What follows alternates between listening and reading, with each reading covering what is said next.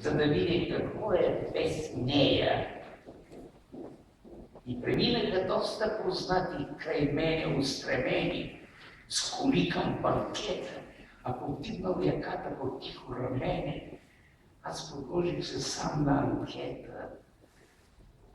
Че без прия не може, това беше ясно, но дали бих могъл без колата?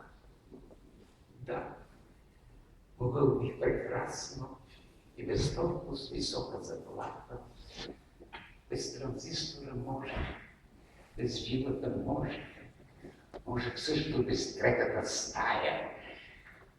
Как могъл бих без слава, се малко тревожех, но реших, че и той ще изтрая. И така под дъжда аз си тръгнах обратно край вратарската пиворазтрога и вървях.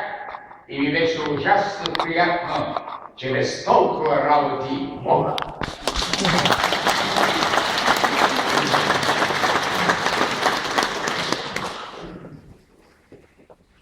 И се спрях на попа.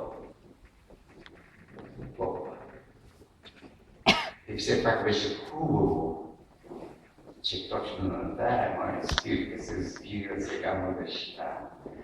Вече можех да слушам, уж чакам трамвая, как гърдорец и весело, разни празни неща, как открито целуват, как дрънчат на китари, как се смеят на свещи, явно смешни за тях, и как явно не считат отчаяващо стари, като топли за живот и достойни за смях.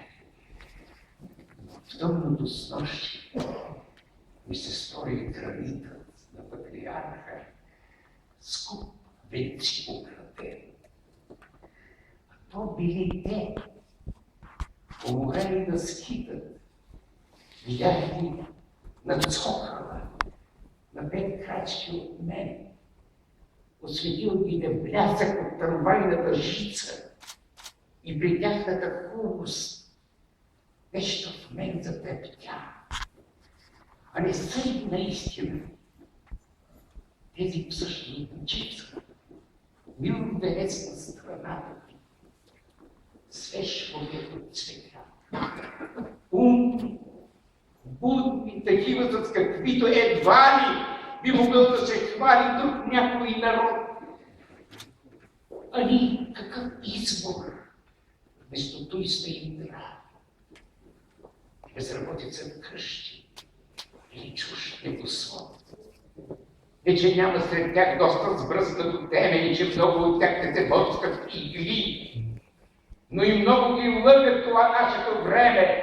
И добре е, че се смеят, нали, като биха могли, а те виж как кръци под неонов целувка сливат млади лица, виж как тръско се мехат момчешките грили и как женствено в мрака блясва в миг обеца.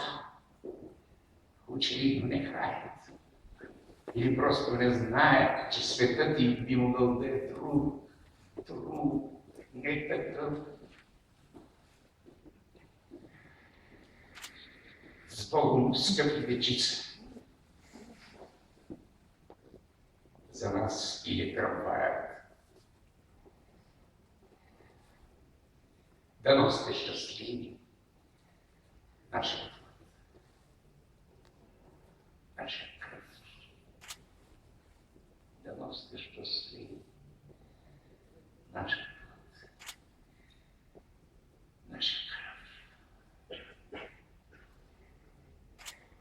Българио,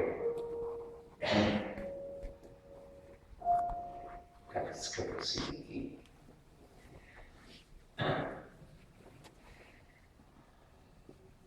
Как мека си като домашна пита, как чиста и достойна не напита, как проста като стръкче от живой. Аз чувствам се така да отвори и чувствам те така да Богу моля.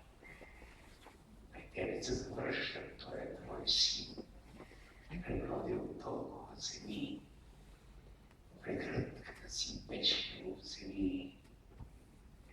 И чезнат разни песнички за сена, и чезне всяка мода нагласена, и всеки чуж недълговечен крик, пред необясним сърдечен пик.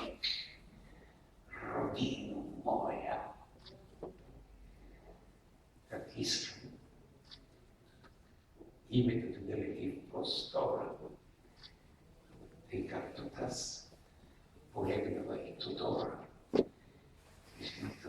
излитнала от дворчето с чимшир, се носи по света на длъж и шир и кара разни графове и леди, така да си остават неми, бледи, с отворена от смайване уста, когато на момите песента отдавна е затихнала в салона и само разлюлени от поклона на тънък кръст и на висока гръд пендарите и паптите звънтят.